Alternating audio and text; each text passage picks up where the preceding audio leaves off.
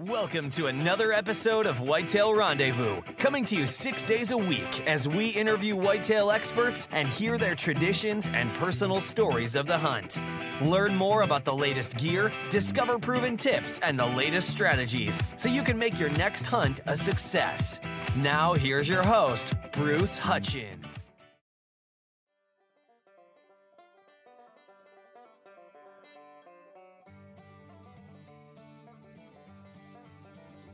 Folks, this is your host, Bruce Hutchin, to yet another episode. This is a return guest, and Travis and I were in the warm-up talking about, how fun it is to have guests come back after, a year or two.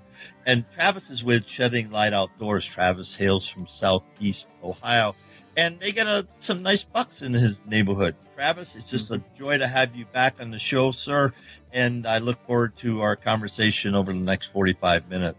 So welcome to the show, and what's new with Shedding Light Outdoors? Hey, thanks, Bruce. We had a good time being on it. None of the other guys were able to today. But, yeah, we've been doing really good. Last year was our best season since 2015. Just the three of us, four of us actually in our group. And I think on film we got 8 deer down on film and one not on film, but it was a doe. And so it was just a really fun season. Got to go to some fairs, meet and talk to people. That's kind of what it's all about for us. And not trying to make it big time, but we're just average Joes having a good time enjoying the sport of hunting. Yeah, no, Shedding Light, it has more than just, talking about the outdoors. And so Let's just talk about, what's behind Shedding Light Outdoors. Yeah, we started this. If anybody had listened to us before on the podcast, we kind of gave a little overview. I'll be quick. It started in 2015. My buddy Travis, another Travis Shire, he was on the podcast before. We used to do these goofy hunting videos. We did like a squirrel hunting video, and we did a groundhog hunting video, and we never killed anything. It was just parody. We were kind of making fun of hunting shows. And but at one point he videoed me shooting a doe, and man, we were just pumped that we got that on film.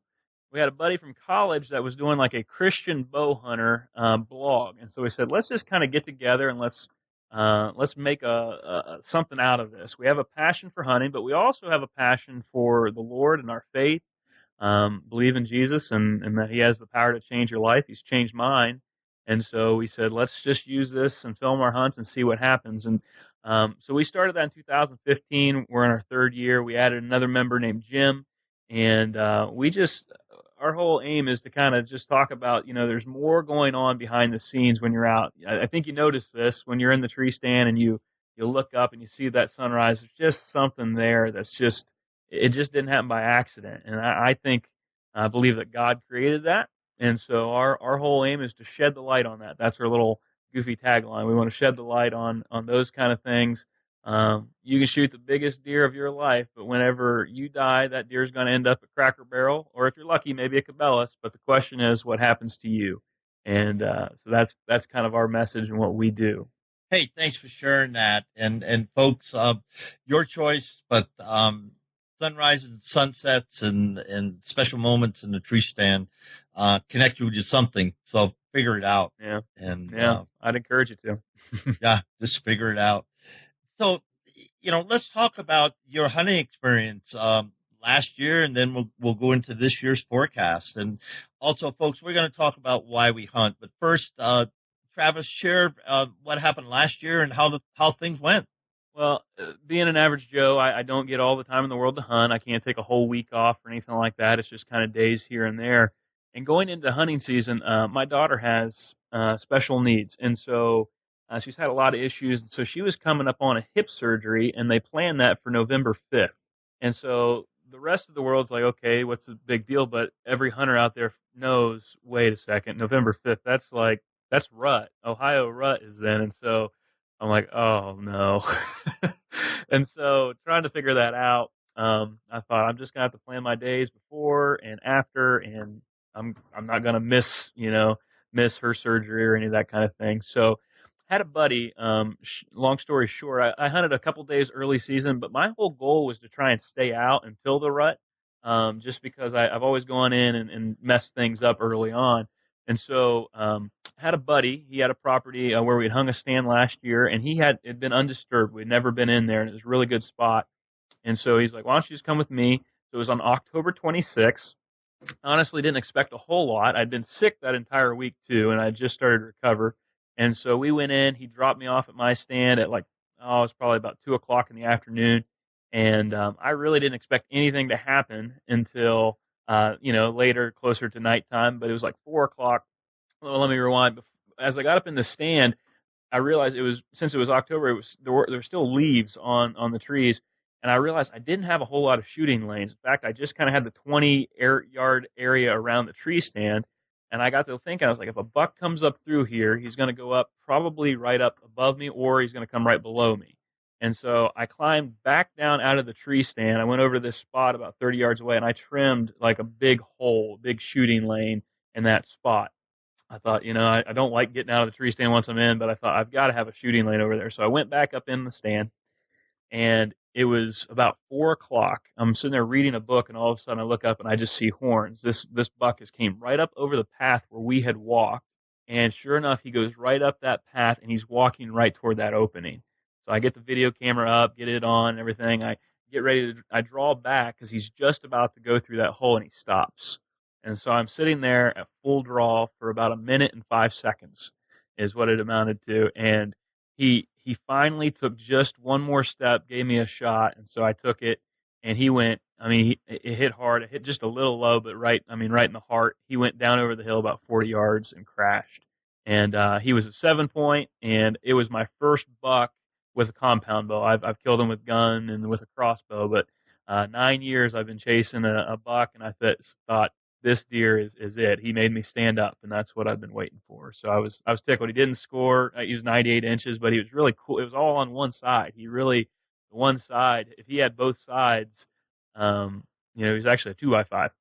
If he had both sides, he would have been. But he was just cool. He was a real neat looking deer. He's actually considered non-typical, and so I ended up got him mounted, and so it was awesome because I got everything done before the surgery. And then later in the season, actually, it was in December, I only own 3 acres that I hunt on. And in Ohio, you're allowed to put out some corn. And on my property, there's no deer really passing through unless I go ahead and put that out there.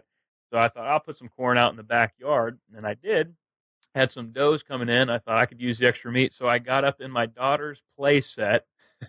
Got up in the play set, the swing set and all that. And I kind of hunkered down. And this doe came like running into the backyard. And it was exciting, not as exciting as the buck, but I got that on film shooting called it Doe from the Play Set. It's on YouTube, and got that on film as well. And so that was my season, and it was good. I had a couple other hunts here and there, but that was the 2 deer that I got. Wow, it's a banner year. I mean, to go after whitetails and spend the time. What was let's talk about lessons learned. What did you do differently last year that you hadn't done the previous 8 years? Probably staying out. The previous 8 years, I got really excited about trail cams in the summer. I'd put up trail cameras, and I'd have these giant bucks in July and August. And I would just I'm like, man, I'm going to kill one of these things. And I didn't realize that that's not their home range is going to shift in the fall. I'm learning a lot of this stuff as I go. And I also realized that going in there so many times was throwing off the pattern. So many times I see bucks like looking right at my camera. Maybe I don't have it high enough or whatever, or something, and then they just disappear. And so my realization, and actually all of the bucks that we killed, the 3 bucks that Shedding Light killed, all were on first sits, the first time in the stand, all 3 of them. And that just taught me that, man, you need to make the most of that first sit going in there. Make sure you check the wind. And so that's the main thing that I learned. And so this year I'm planning to do the exact same thing. I haven't gone in to my area a whole lot. I'm not putting out corn or anything like that. I think it's just best just to stay out as much as possible, wait for the right conditions. I know the deer are there. I know historically when they show up, especially during the rut. So I'm just going to play my cards that way. But that was the main thing last year. Oh, did I lose the sound there? Just a second, Bruce. I think I lost sound on you. 59. Oh, I can hear you right now. Okay. Okay. So yeah, I'll just put a thing 11:59. I'll just edit it out. Can you hear me now? Yeah, I can hear you. Okay. Okay. So Yeah, sorry. just repeat what you're saying about first sets, going in, not messing it up, and, we'll take up from there. Sorry for the technical difficulty, folks. Oh, no problem. Yeah.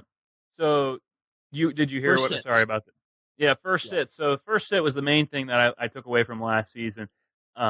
Just learned that first time in the stand, they don't know you're there. You climb down out and you might think you can spray up with all you want to spray up, but I think it's just hard to trick their nose. And once you leave, if a buck comes in that area, he knows the next time he comes back, if he comes back, he's gonna be coming in downwind of that spot. And so I think you have a lot more to your advantage if you can make the most of that first sit. And so my main lesson from last year is I love hunting early season as much as I can, but it's probably best if I don't. And it's best if I can stay out, pick my hunts, and especially now that I'm a father of 3 kids, Oh I'm my definitely gonna goodness. have to do. Yeah, I just had my third kid a month ago, and so in order for me to be a happily married man, I know I'm gonna have to pick the sits that make the most sense and not be in the woods all the time. My wife, I don't think would be a big fan of that. So Well, and folks, you've heard it before from a lot of the guests, but the first three sits that you sit, now that could be morning, afternoon, that could be 3 all-day sits, that could be 3 afternoons, but 3 times in that stand, and just think of it as 3 strikes you're out. If you're hunting in an area and not hunting a mature deer, now you can get away if you're in the right place. Uh, on a food source, a transition hmm area, and so you're in a travel corridor or uh, pinch point. Now, I'm not talking about the rut, but the first 3 times you sit or stand are your best opportunities. In over 547 guests, have echoed that. So think about that when you're rotating your stands and you're setting your stands because you want to cover the wind. So if you had 4 stands, then you get 12 sits. I know a guy in Wisconsin hunts 40 acres. He and his daughter, they sit no more than 3 times, and over the past 10 years, they've taken a mature buck, during that time. And all the rest of the time, they're not doing any work. They go in after season and they look for changes on the ground when the snow comes and kind of tweak things as they need to. Yes, they go in April, May, June, the food plots, and once they get that set, and you know, they just don't go in there. I mean, they yeah, get the trail cameras, but they get a Wi-Fi setup. Blah blah blah. Everybody can't have that, but so they're non-existent. They're ghosts on their own land, and the deer know that, and so they slip in, do what they need to do with the right wind and the right stand, and they're very successful. And you know, their neighbors know that there's deer there, so on the fence line, you know, there's a lot of stand, and that's the way it is. Because in Wisconsin, you yeah. have archery hunt and you have the gun hunt. But, I'm just going to echo, what Travis said.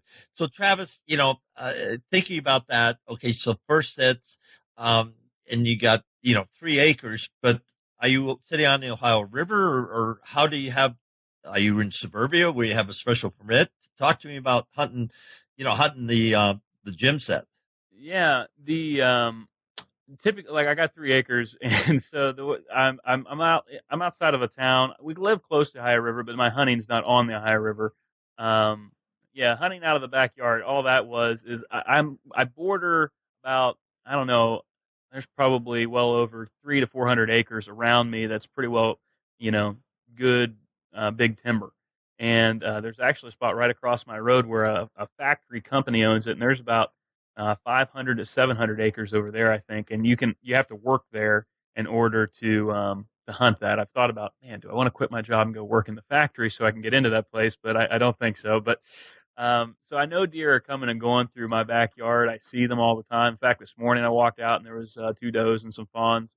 So they're kind of crossing through there. But when you get into late season, they're starting to hide a good bit. So last year it was just using the food. I know some guys don't like the whole corn thing, but it works. It gets deer in my freezer, and so I don't typically do that.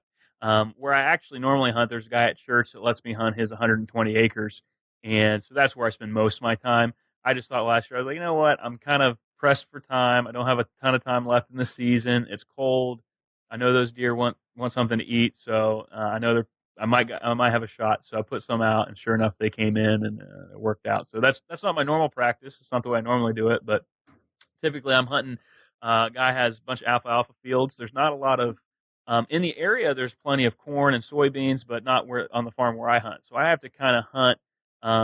It's really a good rut spot. Deer kind of coming in there, passing, going. I got a lot of does that stick around, and so the bucks eventually show up. I've had some really big buck encounters. I missed one a couple years ago, and so just kind of I've learned the property. I can't fathom guys out west like you that can figure out like giant properties, and know how to, like, the idea of going into a place with thousands of acres. It just blows my mind because I'm hunting 100 acres and it's taken me like 5 years to figure that property out and what the deer do and how they move and stuff. So it's maybe I'm just dumb and I need to learn more. No.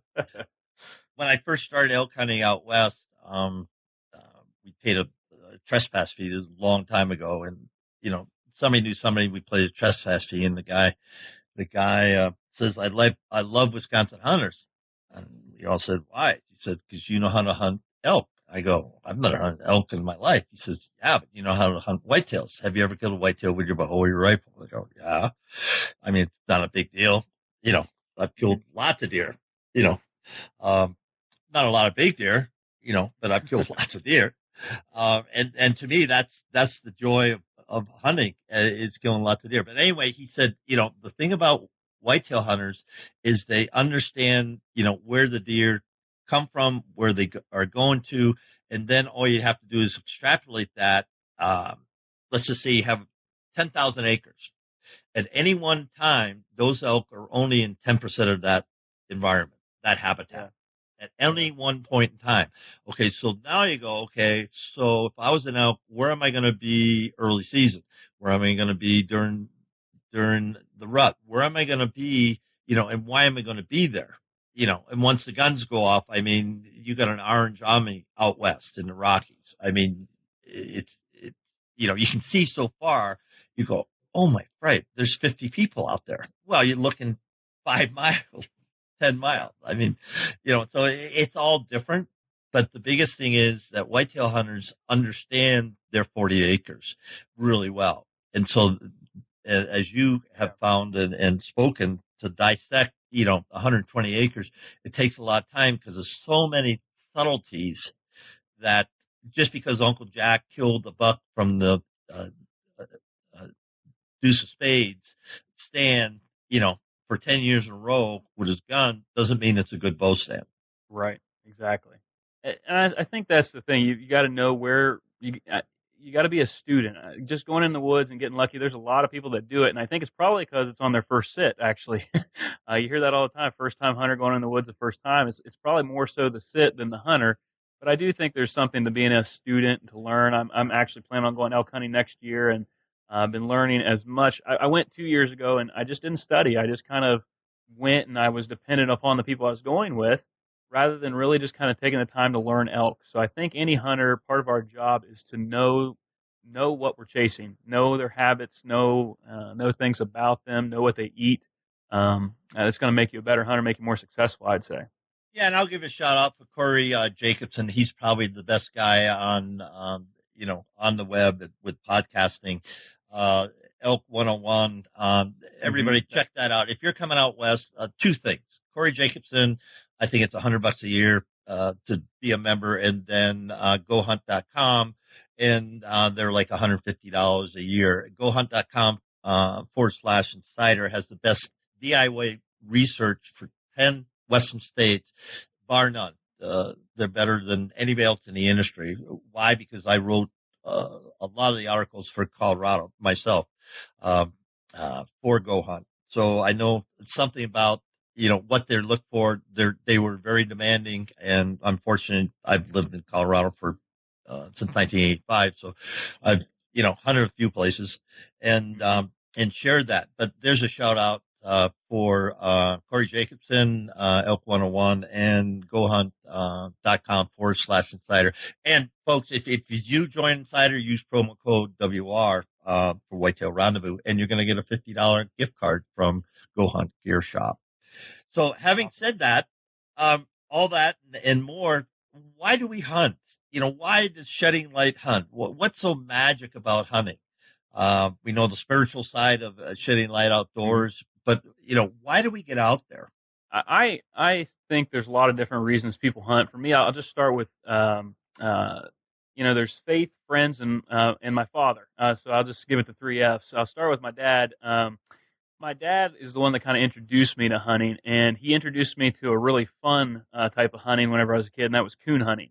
And growing up, I mean, that was the first thing. I remember being 5 years old going coon hunting and going out in the woods, and you hear these dogs barking way off in the distance, and then I never understood, what the difference was in the way that they bark. But once they hit that tree and they start sounding off, Dad said, "All right, it's time," and then I would just take off running through the woods to try and get there as fast as I could.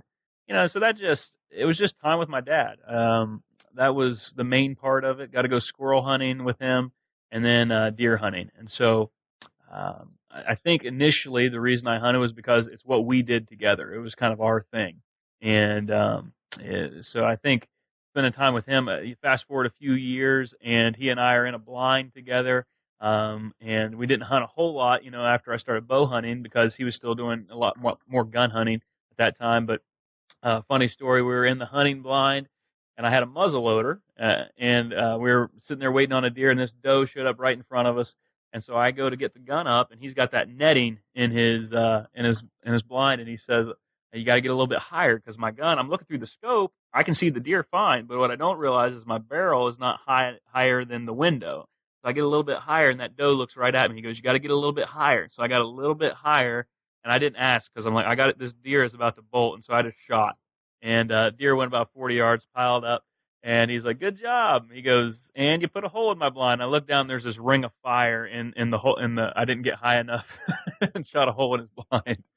So, memories like that with my dad are they're good. Especially he passed away cancer back in March, and so I look back at those things, and so why I hunt partly part of it is it's what he taught me. It's some of the main things I learned in life were on in the truck driving out to a spot with him and those kind of things. So I think that's it. I also I think there's something about hunting with friends, being out there with people. I like going by myself. I do enjoy it, but having my buddy in the tree stand with me, if I'm filming him or he's filming me, that's just I'm actually a better hunter then because I know I shouldn't be on my phone because he's going to be making fun of me if I am.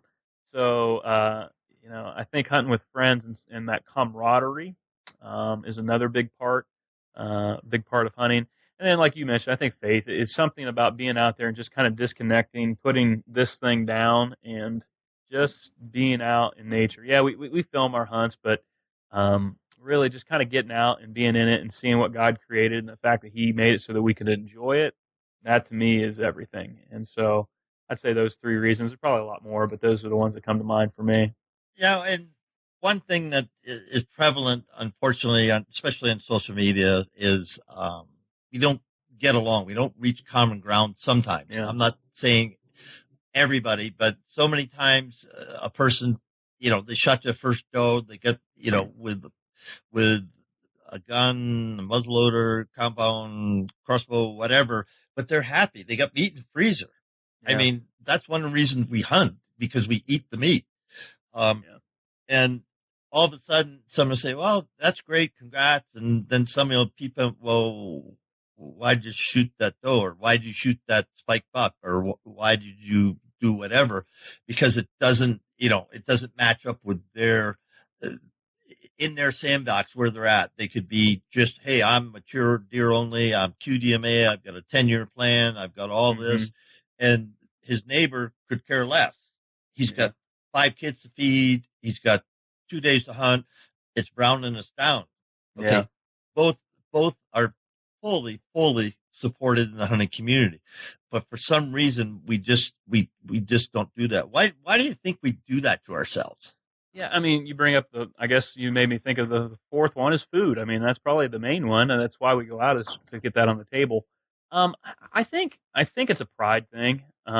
there's a lot of ladies hunting, but I think there's a lot of guys, probably primarily guys, that are out there, and we like to beat our chests. There's something special about shooting a big deer, and so growing up, I saw these guys shooting big deer, and I'd be jealous because all the other guys are like, wow, look at you, you shot this deer, and so you get recognition, and so I think. So for the longest time, it was big racks. Everything was big rack this, big rack that, and so it was all about, he's only 130 incher. I'm going to let him pass till next year. He's only 140. And you see these guys passing on deer that would just be a trophy to probably 95% of the hunting community. But these guys are hunting in great states and great locations, and good for them if that's what they want to do. And now it's kind of shifted, like you just said, to more so it's shifting from racks to maturity. Well, he's only a 3-year-old, or he's only a 4-year-old. I don't know if you've ever ate a 5 or a 6-year-old, but they don't taste real good. The younger they are, the better they taste. And so to me, and I've passed. So get this, been hunting for 9 years now, and with a compound bow, and I passed on probably 110, 120 inch 10 point there 2 years ago, and he walked underneath my stand, and he didn't make me stand up, and I don't regret passing him, but I have to think that Facebook and what I've seen on TV was the reason I didn't want to stand up. Why, if I've never killed a buck with my compound, why am I waiting for a giant deer to come by? Why not just cut my teeth on a smaller one? And then, I mean, he was a good deer. I got good footage of him. So I think there's something there, Bruce, that we hit on, is that if you want to wait and you want to shoot mature old bucks because it's a challenge and it's harder, and you want to put a real big wall mounter on the wall, I'd say go for it. I'd say that's a challenge. If you got the time that it takes to do that, and it does take some time, but if you're the average Joe like me and like most of the people that hunt, we like seeing it on TV. We like to see big bucks, but our experience is we need to put meat in the freezer. It's way cheaper than going to the store. And so I'm with you. I really hate whenever I see guys kind of dogging other guys online or whatever about, well, you got to let them grow. If you don't let them grow, well, you know, it's meat, and that's the primary need. And so I think part of the reason I hunt, I had to learn that last year. This buck that I shot last year, like I said, 98 inches. He's not impressive to anybody else, but to me, he meant the world because it was a buck that was before my daughter's surgery. It was a buck that I was proud to put on my wall. He was unique and kind of a freak on one side, and just a cool story. And so to me, I had no problem shelling out the cash to get him mounted just because he was meat in my freezer, and he was my first compound buck. And if anybody wants to dog that, they're welcome to. You can dog it, but I wish we'd be a little bit more supportive of each other. Yeah, and it's acceptance, I think, that we need to have, because in discussions with a lot of guys and gals, there's about 80% of the people out there that are neither pro hunting or anti hunting. They're just non-hunters, flat out, and that's a lot of people. And so how we portray our sport, our passion, what we do, is huge. And one way is simply invite some people over and that never had venison to say, hey, come on over and have a barbecue, or bring in some jerky or some barbecue. It doesn't matter. Just bring him and just talk about it, and don't say anything. Just feed him the meal, or summer sausage for the football games. If you go to college or high school football games, bring some summer sausage, slice it up, and put some cheese, and say, hey, try this. I go, man, this is good. What is it? Well, it's venison. I got it last year, and I go to Joe's the processors in town, and he makes it up and share it. And then the guy said, that's pretty good. I'd never hunted. Boy, I thought I'd like this. Can I get some more? Sure.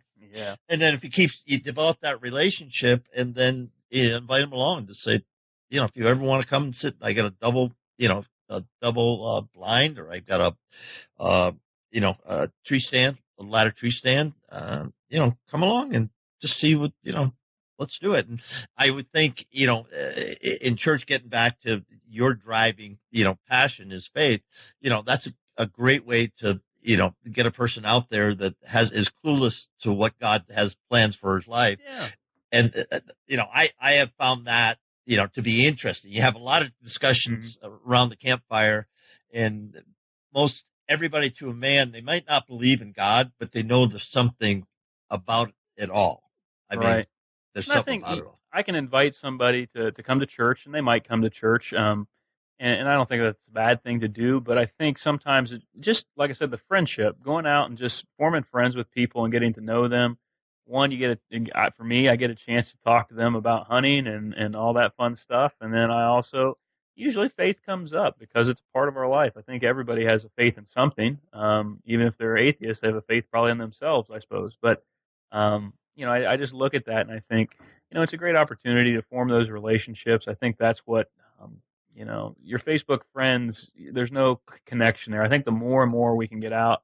It's also, I think, one more thing is taking a young person out. I really enjoy. That's one of my favorite things. Last year, I got to take a young guy out, and we had deer on top of us. We were like in this stand I'd never hunted, and these deer were just coming right below us. So it made it really tricky to get shots. And he took a shot at this spike, and there's just like one little tiny tree, and his arrow stuck right in that tree, and I got his first miss on video for him, and he ended up he loved it so much he went out by himself actually a couple weeks later and he killed a deer, and I mean just so pumped for that. So that to me is just what it's all about, being able to get out and spend that time with people. Hey, how do people get in touch with you guys? Yeah, we're on Facebook, YouTube, and Instagram. You can just go to our website is sheddinglightoutdoors.com. And Facebook, you can look up Shedding Light Outdoors as well. Instagram, I think we're Shedding Light OD on there. And we're probably the most active on Instagram and Facebook. And then throughout the season, we do things on YouTube. We're not posting like every single week, but that'd be the best way to get in contact with us, follow what we're doing. And we try and put out good content. And I'm getting better at my video editing and those kind of things. So hopefully it's something that you enjoy watching and not just goobers in the stand. So. Oh, Travis. By the way, folks, Travis bought some Buckwild coffee a while back. How was that coffee? Yeah, it was delicious. I have no problem saying that at all. I like grinding my own beans, so I got the whole bean, ground it up, and I think I drank it probably about a week and a half. So was it a dark roast? What kind of roast was it? I think I got either the medium or the light roast. That's usually more my style, and I can't remember which it was. Probably the light. And yeah, I just love it. So I would I give 2 thumbs up to the Buckwild coffee. It's good stuff. And you can get Buckwild coffee at whitetailrendezvous.com/shop. So until I say otherwise, shipping is free. So you can buy great. 12 ounces at $13.99. Of great price. Light, dark, or roast. So with that, folks, we're going to wrap up a little talk. Travis has got to go meet a bus with his daughter coming off it in a little bit. So Travis, it's just a pleasure, and send me some pictures and of what happens this fall, and let's make sure we connect after the season and find out how Shedding Light did during the fall season of 2018. Absolutely. Well, thank you very much for having me, Bruce. I appreciate it, man.